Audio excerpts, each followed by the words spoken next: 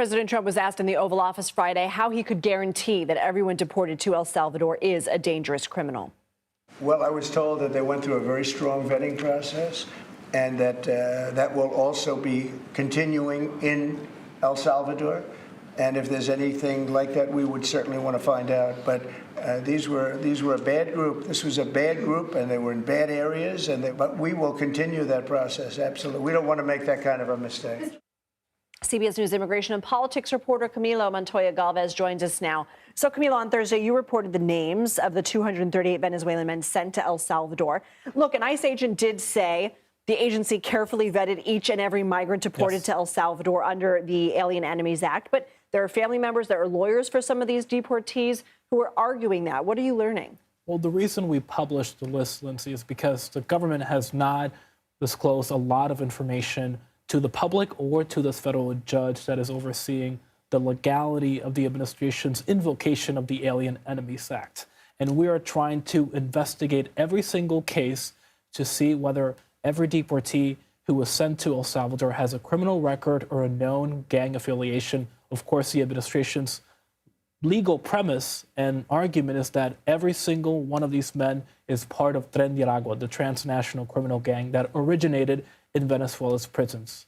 What we have found so far is that some of the men who were sent to El Salvador do have criminal records in the U.S. or in other countries like Chile, Peru, and Colombia, which have hosted millions of Venezuelans who have fled the massive economic collapse in that country and the political crisis there. But we also know, according to court declarations, that many of the migrants who were sent to El Salvador do not have criminal records. In fact, we have received documents from relatives and lawyers of some of the deportees that confirm by DHS statements and documents that those people indeed do not have criminal records in the U.S. Now, we go to the question of gang affiliation, and that's where it gets really tricky because the government says it uses intelligence databases and other techniques like looking at social media and tattoos to verify gang affiliations. But obviously, lawyers would say that that is a very slippery slope, Lindsay, because tattoos do not necessarily equate to gang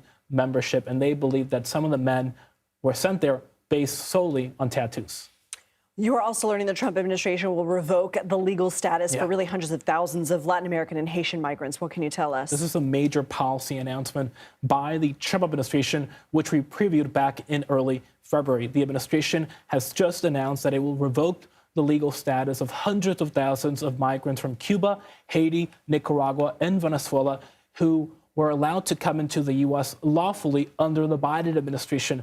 This is a program known as CHNV that was set up by President Biden to reduce illegal immigration at the U.S.-Mexico border by offering would-be migrants a legal way to enter the U.S. so they wouldn't have to use a smuggler and cross into the country illegally. More than 500,000 people came under that process, and now the Department of Homeland Security in the next 30 days will be terminating their parole, and it is now warning them that if they do not voluntarily leave the country, self-deport, they will face immediate arrest and deportation by ICE. Do you expect there will be legal challenges? Almost certainly, yes.